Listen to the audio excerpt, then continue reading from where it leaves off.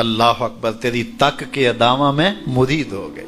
اس بوڑھی عورت کا قصہ بھی آپ نہیں بھول سکتے، جو گھر کا سامان باندھ کے اپنے دروازے پہ بیٹھی ہوئی تھی، اور اس نے سنا تھا مکے میں ایک جادوگر آیا ہے، جسے ملتا ہے اس کا دین چھین لیتا ہے، کہیں ایسا نہ ہو کہ کہیں اس سے ملاقات ہو جائے اور وہ دین ہی میرا چھین لے، مجھے شہر چھوڑ دینا چاہیے۔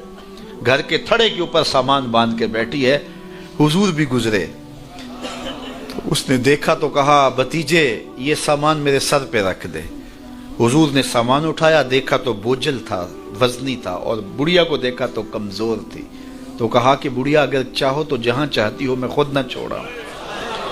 اس نے کہا اس سے بڑی مہربانی کیا ہوگی؟ حضور نے سامان اٹھایا ہوا ہے اور بڑھیا سے باتیں بھی کرتے جا رہے ہیں۔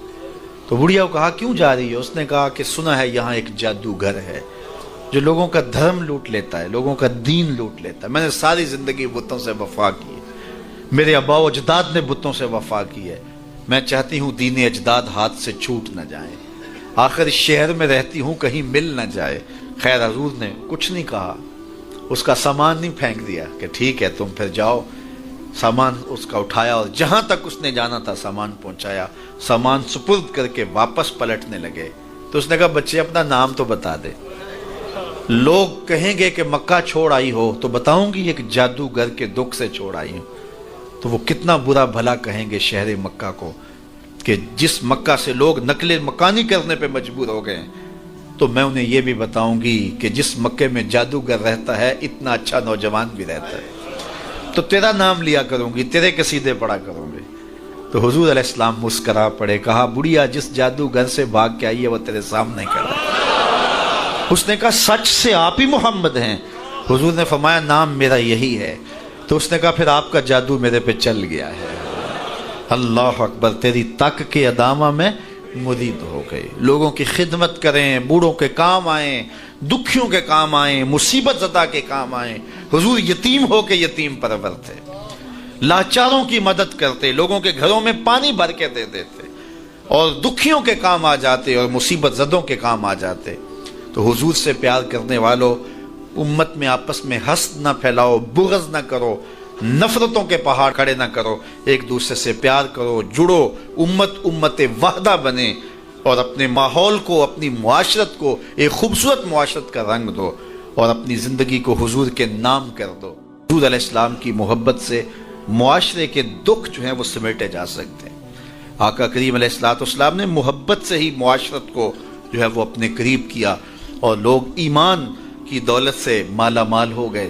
وہ ایک بچہ آیا نا اپنی ماں کے لیے لباس لینے کے لیے، اور پہلے وہ گیا اپنے چچا کے پاس، اس کی ماں بیوہ تھی اور اس کا لباس پھٹ گیا تھا، اور وہ اپنے چچا کے پاس گیا تو اس نے دھتکار دیا۔ ماں نے اس کو روکا تھا بیٹا نہ جانا، لیکن اس نے کہا کہ تیرے بدن کے اوپر جو لباس ہے وہ بھی پھٹ گیا ہے اور جگہ جگہ سے جسم جھلک رہا ہے، تو میں اپنے چچا سے آپ کے لیے لباس لے کے آتا ہوں۔ پھر جو رویہ اس نے اختیار کیا تو واپس روتا ہوا آ رہا تھا، تو کسی نے راستے نے پوچھا کہ کیا ماجرا ہوا؟ اس نے کہا چچا کے پاس گیا تھا ماں کے لیے لباس لینے، اس نے تو لا کے بھیج دیا۔ اللہ اکبر۔ تو اس نے کہا کہ جا سین حرم میں محمد نام کا ایک شخص بیٹھا ہوا ہے، اگر تو اپنا دکھڑا اس کے سامنے پیش کرے تو وہ امید ہے تمہیں رد نہیں کریں گے، لیکن سن لے ان کا دین کوئی اور ہے۔ اللہ اکبر۔ اپنے ماں کے پاس آیا تو ماں کو کہا کہ چچا نے رلا کے بھیج دیا، لیکن آپ کی حالت مجھ سے دیکھی نہیں جا رہی۔ بچہ ابھی شعور کی منزلوں میں قدم رکھ رہا تھا، پہلے بہت چھوٹا تھا، اب اس کے اندر ایک جذبات تھے بچے کے اندر۔ تو ماں نے کہا کہ بیٹا نہیں، ان کے پاس نہیں جانا، سنا ہے کہ جو ان سے ملے دین دھرم چھین لیتے ہیں اس کا۔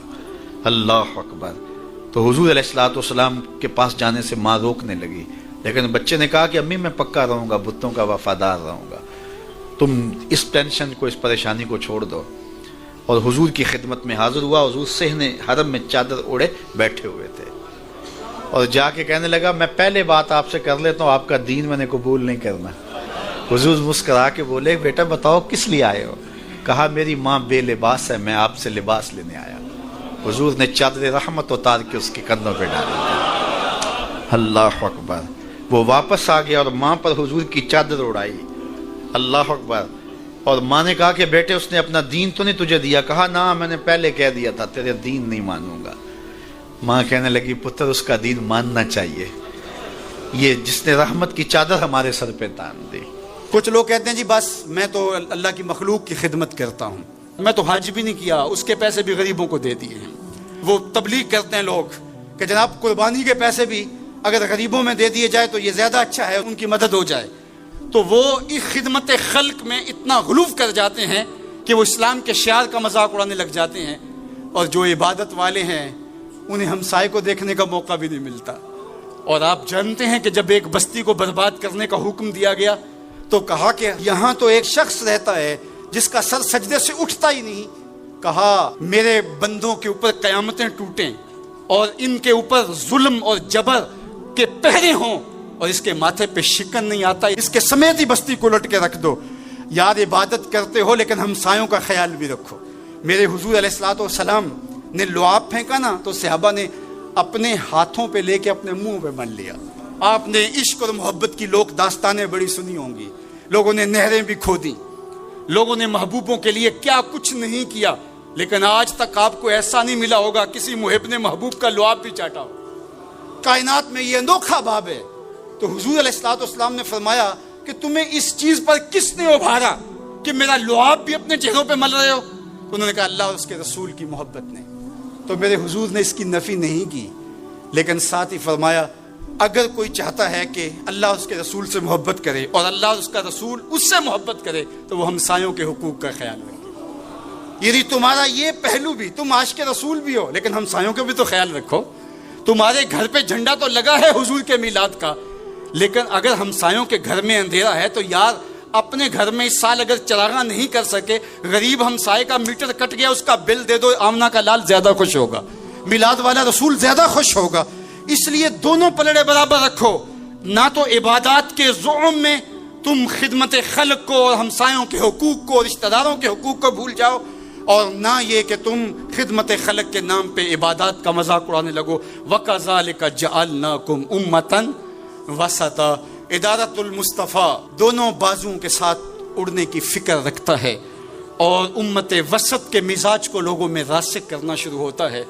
ظاہر ہے جب کبھی اس بازو پہ زور پڑے تو کبھی اس بازو پہ زور پڑے تو بازو جھکنے لگتے ہیں، تو میرا اللہ مدد کرتا ہے، نصرت دیتا ہے۔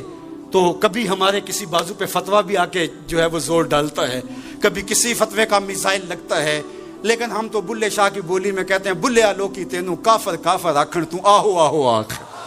ہمارا کام الجھنا تھوڑا ہے، ہم نے تو آگے بڑھتے ہی چلے جانا ہے، اور ہماری منزل تو مدینہ ہے، ہم نے تو اس کی طرف عازم سفر رہنا ہے۔ ادارت المصطفیٰ ایک فکر کا نام ہے، اور وہ فکر جو مدینے کی ضیاؤں سے پھوٹتی ہے، گنبد خضرا کے جمال کی روشنی ہے، اور وہ مصطفی نہیں ہو سکتا جس کے دونوں بازو میں سے ایک بازو شل ہو۔ حضور کی امت سے جس کو پیار نہیں ہے، حضور کی امت سے جس کو محبت نہیں ہے، حضور کی محبتوں کا کبھی بھی